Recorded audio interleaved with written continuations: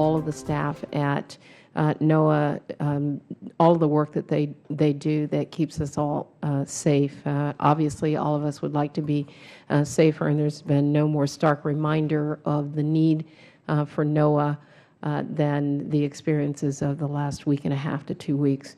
And since everybody else did it, congratulations again on the Time Magazine designation. I want to make sure that's across the board here. I want to ask you about Cosmic 2. The budget request includes an increase of $4.8 million for ground reception and processing of Cosmic 2 satellite data provided by Taiwan and the United States Air Force. My understanding is that these data are not available from any other source. Can you just describe the value of the data and the impact that would happen from losing this capability? Thank you, Mrs. Edwards. We're very much committed to the Cosmic 2 program. Studies by the European Center for Mid-Range Weather Forecasting that have looked at the relative contribution to forecast accuracy and reliability of different kinds of data have demonstrated the value of Cosmic 2 data. This is, as you know, radio occultation data collected using GPS satellite signals. This is very high-quality data. Its reliability is very high. It's valuable in its own right, but interestingly, it actually also improves the value of the more precise-sounding data that we get from our workhorse instruments on the polar satellites. NOAA, as you point out, proposes and requests funding in this budget to install the ground system that would let us process Cosmic 2 data. And that will be designed in a way that, should there eventually ever be a decision made and a viable provider to acquire radio occultation data in a different manner, could take those data as well. So I would say two things. We're very supportive of Cosmic 2. It's a tremendously cost-efficient way to go forward.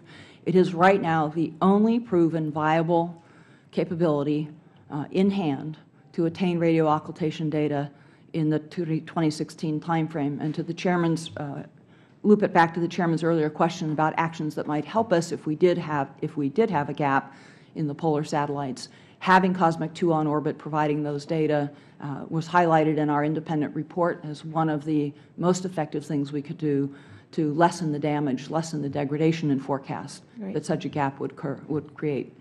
Excellent. Thank you very much. And then I want to go to the workforce a minute. NOAA is proposing a reduction of $10 million in the elimination of 9 full-time employees within the National Weather Service as part of a consolidation effort of technology support and services in 6 facilities. You know, there was a recommendation in the 2014 budget that was essentially rejected by the Senate with very specific report language that the committee did not possess the evidence that the National Weather Service has its workforce plan completely under control at this time, certainly not enough to propose further reductions without NOAA addressing why some positions remain unfilled or articulating what the proper staffing level is for field offices. I tend to agree with that sentiment expressed by Senate appropriators, especially in light of the proposed $3 million increase to support analysis of NWS workforce and infrastructure. Also, I noticed that there is an increase of $12 million for corporate services. I don't even know what that is. So I want you to, if you would, to explain that, but then particularly explain how you're going to complete a timeline for filling the vacant weather forecasting positions and why it is that we need to eliminate 98 FTEs within the National Weather Service. I'm not sure I can do that in 48 seconds. Well, try. We'll give you 50. There you go. Oh, you're a gentleman and scholar, sir. First, with respect to the information technology officers in the Weather Service, that proposal is not about the people. The ITOs are valuable employees. It is about improving the National Weather Service service delivery model and ensuring that we're making best use of government resources. I've led technology-based businesses before, so has my boss, Secretary Pritzker.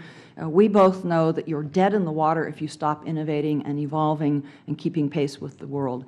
The fact is that our IT delivery model was developed in the age before the Internet and has been stagnant since then. Regional IT service delivery is just plain out a proven industry and government best practice. Our current model is unsophisticated, outdated, and is not keeping up with the pace of technology change. National Academy of Public Administration told us plain and simple that we need to provide more robust, consistent nationwide services with regional teams, and regional teams are a more appropriate way to do that. So that's on the ITO. We have backlogs of vacancies in many parts of NOAA, due largely to the unfortunate consequences of sequestration and the extreme responses, extreme consequences and actions that forced all agencies to take, NOAA included. One of them that we were forced to take was an agency-wide hiring freeze, which throttled us back to only the most critical hiring positions for the better part of a year. I was delighted to be able to lift that freeze at the end of January this year, but we still have to work our way out of that backlog. And that brings me slightly over the Chairman's time to your third point, why an increase in corporate services? That's the budget label for what I would call NOAA's back-of-house functions, administrative services, grants, contracts, acquisition, and our human resources processing. So I'm 1/3 the capacity of many sister agencies. I'm 40% below the capacity of the average United States company on the fundamental capacity to make the cranks turn and perform the core functions of this organization. That's why I need to fortify my corporate services functions. That's what it will take to be sure that we can work through hiring actions like the ones that we need to work through for the Weather Service and the Fisheries Service and the Ocean Service. So it all does link together. It all is about letting this organization move forward, achieve organizational excellence, and be flexible and adaptable to keep pace with the times and the growing and urgently growing and changing needs of our public. Ms. Edwards. Thank you, Mr. Chairman, for your indulgence. Thank you.